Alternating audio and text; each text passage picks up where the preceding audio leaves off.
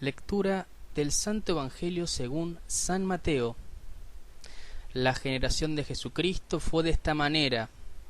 Su madre, María, estaba desposada con José, y antes de empezar a estar juntos ellos, se encontró encinta por obra del Espíritu Santo. Su marido, José, como era justo y no quería ponerla en evidencia, resolvió repudiarla en secreto. Así lo tenía planeado cuando el ángel del Señor se le apareció en sueños y le dijo: José, hijo de David, no temas en tomar contigo a María tu mujer, porque lo engendrado en ella es del Espíritu Santo. Dará a luz a un hijo, y tú le pondrás por nombre Jesús, porque él salvará a su pueblo de sus pecados. Todo esto sucedió para que se cumpliese el oráculo del Señor por medio del profeta. Ved que la Virgen concebirá y dará a luz un hijo, y le pondrá por nombre Emmanuel, que traducido significa Dios con nosotros. Despertando José del sueño, hizo como el ángel del Señor le había mandado, y tomó consigo a su mujer. Palabra del Señor. ¿Qué tal, queridos amigos y hermanos en Cristo? Ya estamos en el cuarto domingo de Adviento. Todavía no puedo creer tantas ocupaciones y exámenes, y que falte tan poco para la Navidad, ya este miércoles. Obviamente tendremos un programa especial para ese día, por ser una solemnidad.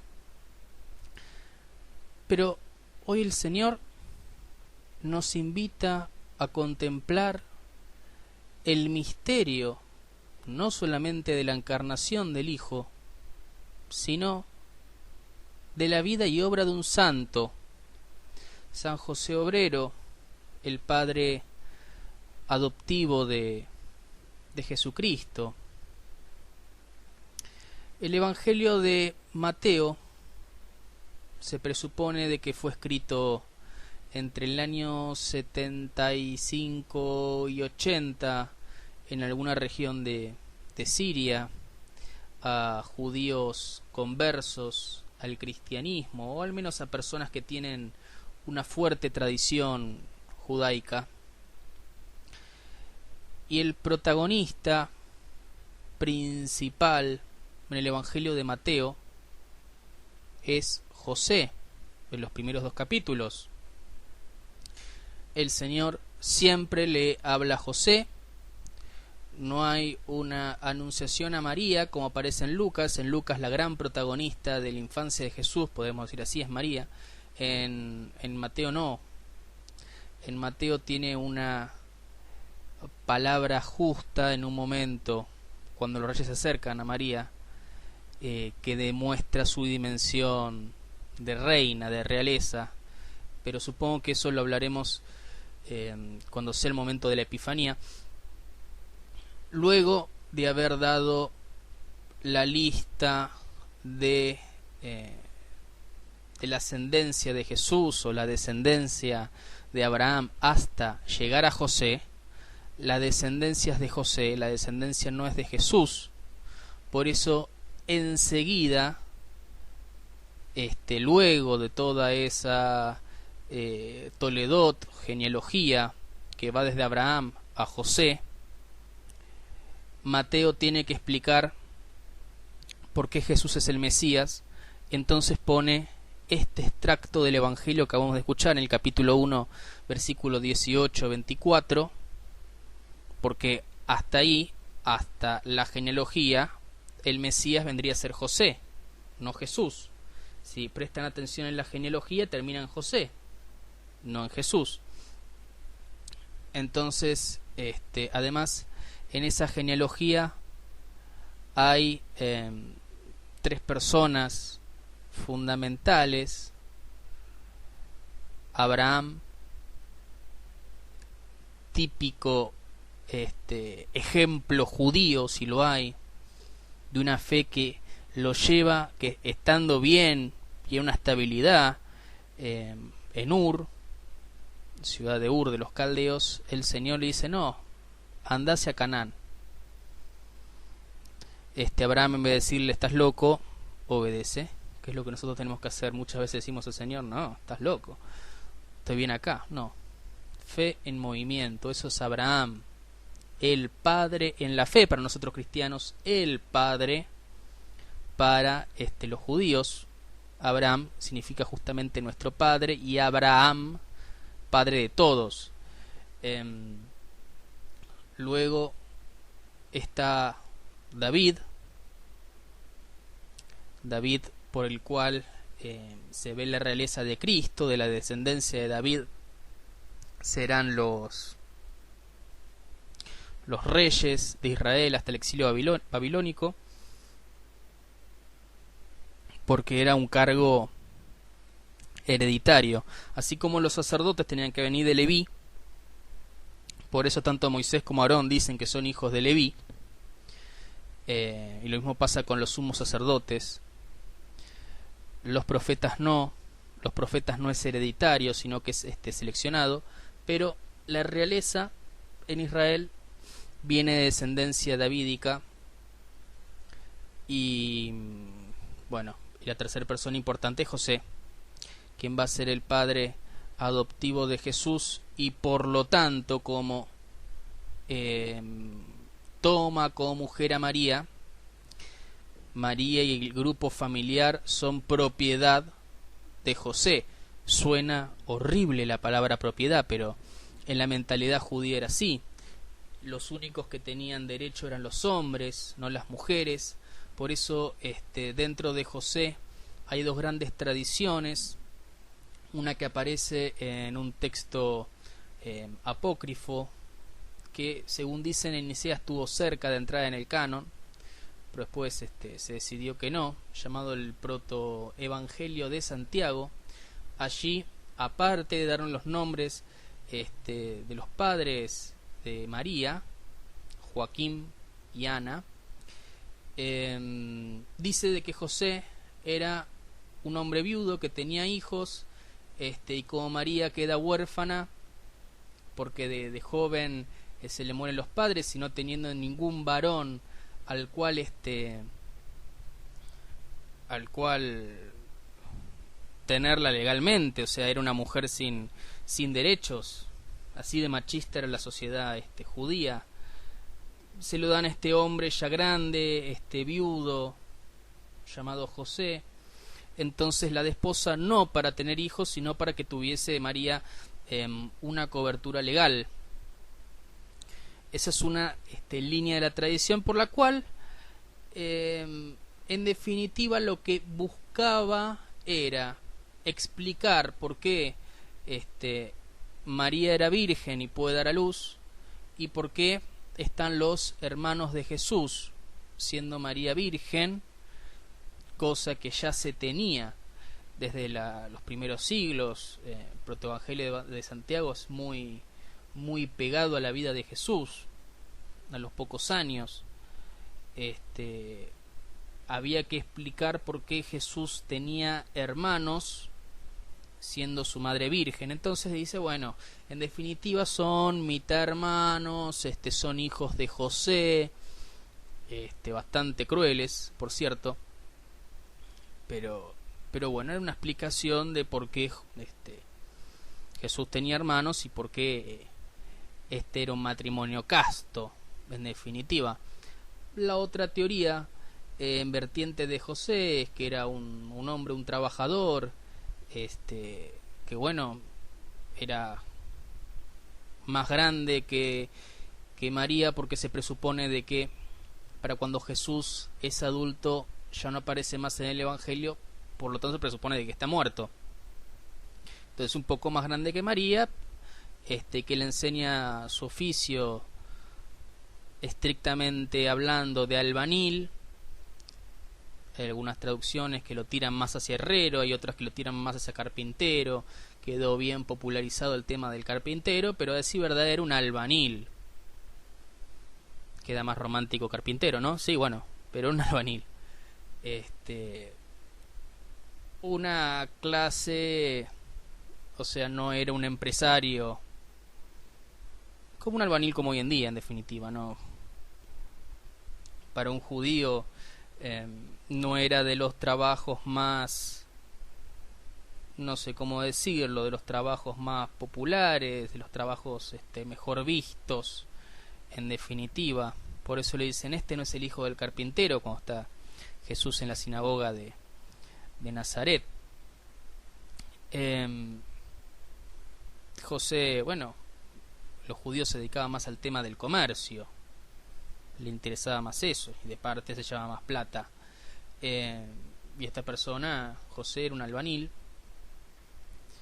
que le enseña su trabajo, su oficio a Jesús.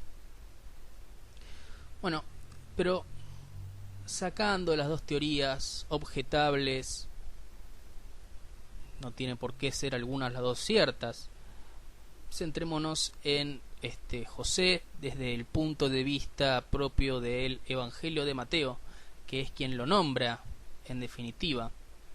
Algunos aspectos de José en este Evangelio. Primero, el Señor siempre le habla a José. El protagonista en la infancia de Jesús siempre es José. Se hace la referencia a José: toma a tu mujer y a tu niño. Viene de descendencia davídica y hasta la genealogía parece ser el Mesías, porque la genealogía termina ahí. Como la genealogía termina ahí, Mateo tiene que justificar por qué Jesús es el Mesías, sin ser estrictamente, sanguíneamente podríamos decir, hijo de José. Entonces va a dar esta explicación. La generación de Jesucristo fue de esta manera, porque esa es la gran pregunta de los discípulos. Bueno, está bien, me diste toda una genealogía al más estilo judío, si lo había, porque la de Lucas es ascendente, tiene personas totalmente distintas, viene de descendencia davídica Jesús, pero de Natán. En cambio, para Mateo viene desde la línea de Salomón, es mucho más real la línea salomónica, si se quiere, y además toca a Abraham, pero llega hasta Adán, porque como estaba en un pueblo pagano, a Lucas le interesa la salvación universal. No digo que a Mateo no, pero Mateo está más centrado en la cultura judía. Entonces, volviendo, Mateo va a hacer esta explicación.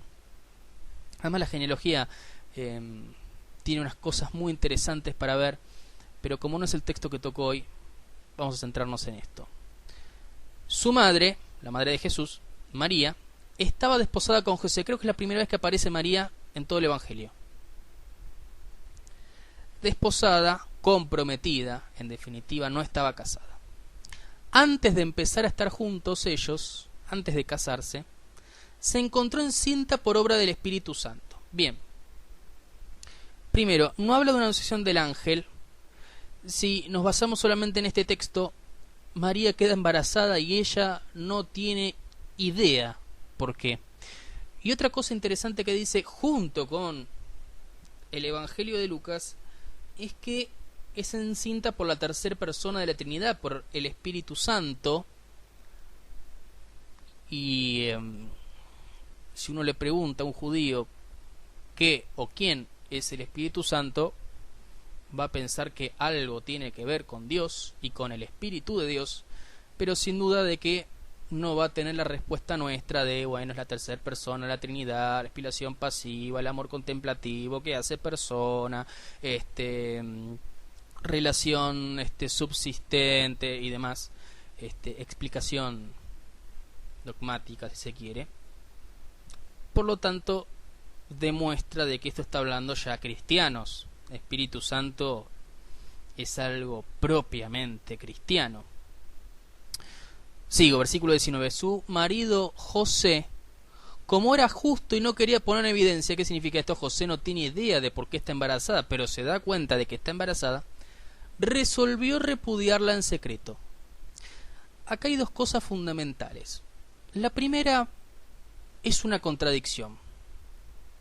José era un hombre justo. Justo en una mentalidad griega equivale a santo, una mentalidad judía. Todo está puesto la diferencia. La santidad significa separación.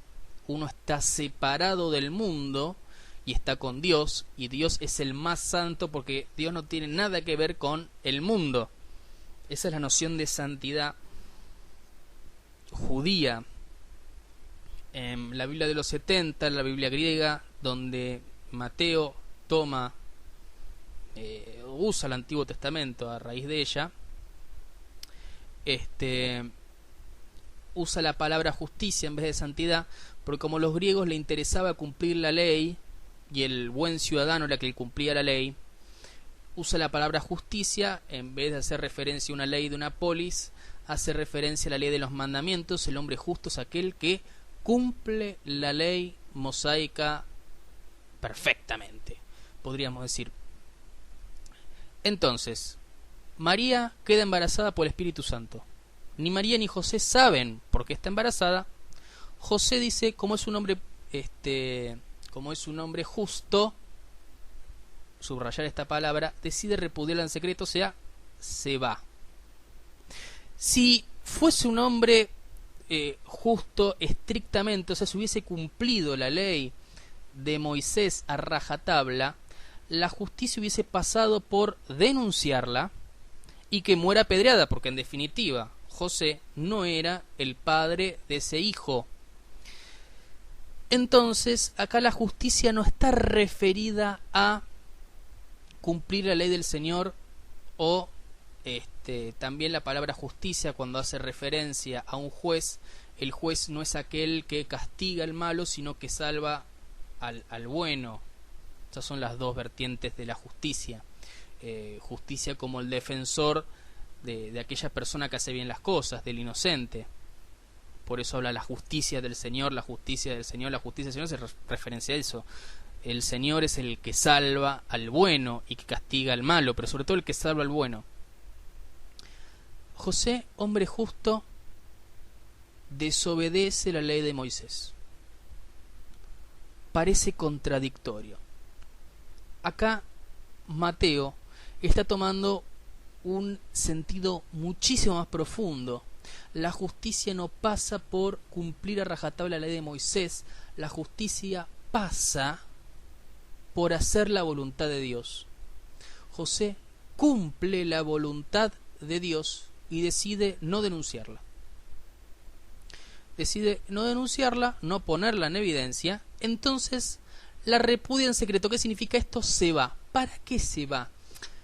Para que los vecinos, la comunidad de Nazaret, ese pueblo tan chiquitito, piense de que fue José el que la embarazó, y al escaparse, en cierta manera, primero salvarle la vida a María, y en segunda instancia cargar una culpa que a él no le corresponde. A él no le corresponde. Así lo tenía planeado, o sea, no lo llevó a cabo, cuando el ángel del Señor se le apareció en sueño y dijo: José, hijo de David, no temas tomar a María contigo, porque lo que está engendrado en ella es del Espíritu Santo. Dará a luz un hijo. Y bueno, ya seguiremos después con el tema del Emanuel. El Señor le habla a José. José en ninguna parte del Evangelio contesta nada. Escucha al Señor y obedece. José escucha la voluntad del Señor por medio de este mensajero, de este ángel, y obedece. No pone en duda, no objeta nada, calladito la boca, escucha y hace, escucha y hace. 3 veces le va a hablar el ángel del Señor. Las 3 veces José obedece. No dice nada y obedece. ¿Cómo hizo Abraham? En definitiva, puede hacerse un paralelismo entre José y Abraham, los dos padres, los dos patriarcas. Escucha y obedece. Una de las grandes preguntas que viene es con respecto al Emanuel. Ved que la Virgen concebirá y dará a luz un hijo, y le pondrán por nombre Emanuel, que traducido significa Dios con nosotros. Está basado de una profecía de Isaías, si mal no recuerdo, era ante la pelea entre Asiria y Babilonia. El reino de Judá, el reino del sur, tiene que decidir con quién va a hacer una alianza. Isaías le dice: no hagas con ninguno de los dos. El rey dice: no, me parece que conviene Babilonia. Entonces Isaías da esta profecía: mirá a la joven embarazada, antes de que dé a luz a un hijo, se va a resolver el problema. Tenés que quedarte neutral.